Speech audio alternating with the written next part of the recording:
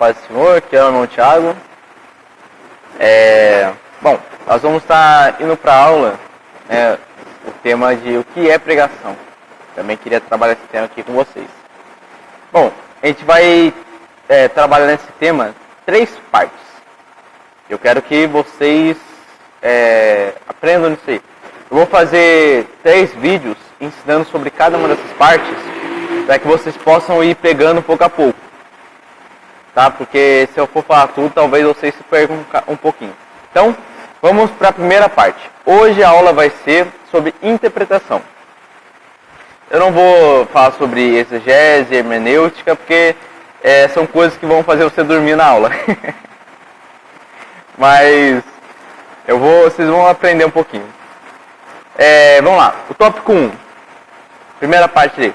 Precisamos saber qual é o tipo de texto, qual é o gênero do texto. Se é uma parábola, se é um texto histórico, um texto poético, profético, escatológico. Você tem que saber qual texto você está falando. Por exemplo, às vezes você está falando uma parábola. A parábola ela não é literal, ela é uma história que conta um acontecimento por trás dela. Por exemplo, um texto profético. Profético pode ser uma profecia que veio ou está vindo. Se for uma profecia que já aconteceu, é um texto profético. Se é uma profecia que ainda vai vir, é um texto escatológico. Entendeu? Então, vamos lá. O que eu preciso que vocês aprendam aqui? Primeira parte, vocês precisam saber o gênero do texto. Beleza. Segundo, quem é o autor? Por que escreveu? Em qual circunstância ele escreveu o texto? Vocês têm que saber isso aí. Beleza? Vocês vão pesquisar sobre o gênero do texto e o porquê ele foi escrito. Já é? Vamos lá. 2. Memorizar o texto. Irmãos, isso que eu coloquei aqui de ler 10 vezes pode parecer brincadeira, mas é a parte onde a maioria dos pregadores que eu conheço, eles se perdem.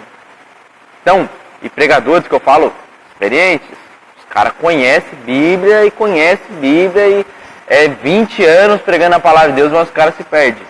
Por quê? Porque eles não conhecem o texto. Ou seja, eles não memorizaram o texto. Eles não têm o texto guardado aqui dentro. E é uma coisa que vocês têm que ter, é o texto guardado aqui dentro. Vocês não podem por um segundo deixar o texto sair da mente de vocês. Vocês têm que estar com ele guardado. Por quê? Porque com ele guardado, o Espírito Santo pode levar você em outra palavra. Que esteja, vamos lá, no Velho Testamento, no Novo Testamento. Mas ele tem que estar guardado. Beleza? 3. Meditar. O que é meditar? Você já sabe o texto, né? Deus já te falou ali, já entregou o texto para você. E você vai fazer o seguinte: você vai pegar a sua Bíblia, você vai dobrar o seu joelho. Dobrando o seu joelho, você vai orar. Primeiro, antes de meditar, você já vai ter que ter memorizado o texto. Entendeu? Por isso que eu falo, tem que memorizar cada versículo do texto que Deus te deu. Cada versículo. Memoriza isso. Memoriza. Por favor. Para sua meditação. Ah, Thiago, não funciona eu meditar no texto. Funciona. Você não memorizou o texto. O que você vai fazer? Na meditação, você vai pegar o texto,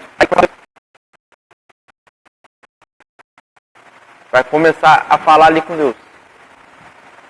Por exemplo, Deus, o que eu preciso falar ali? Você vai perguntar para Deus, Deus, o que eu preciso falar aqui? Aí Deus vai falar para você, olha, fala isso. Fala desse jeito. Aí Deus vai lá e vai instruindo você dentro da oração. Orar é orar meditando na palavra. Você vai orar meditando na palavra. Você vai orar buscando a revelação dessa palavra. Você vai orar, você já tem a palavra. Agora você vai buscar a mensagem. Entendeu?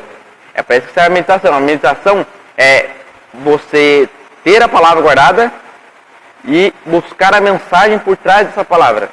Mensagem que Deus quer falar com a igreja por trás dessa palavra. Entende? Outra coisa. Ou parafrasear. Como assim?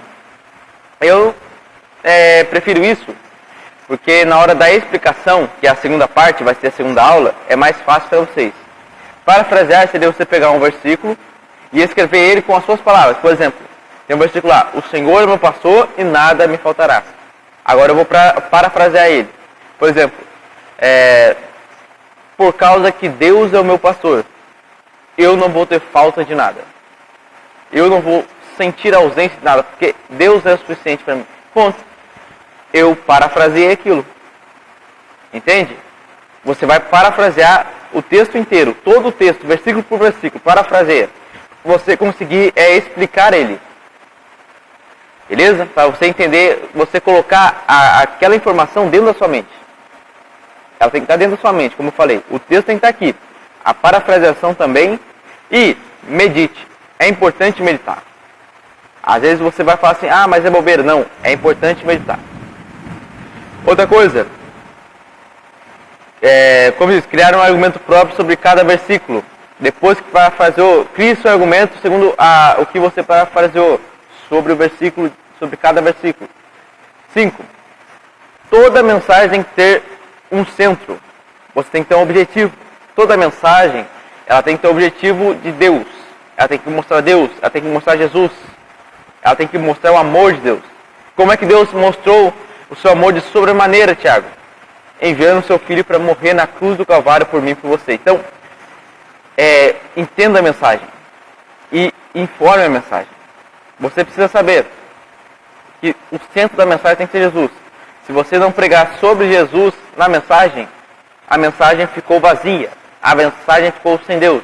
Você nunca pode esquecer também que a mensagem no final, que a gente vai falar um pouco dessa parte de praticidade, seria você colocar a palavra em prática, você vai ter que convidar as pessoas a viverem a palavra. Isso é praticidade, é convidar a pessoa a viver a palavra. Mas primeiro, na interpretação de texto, vamos lá.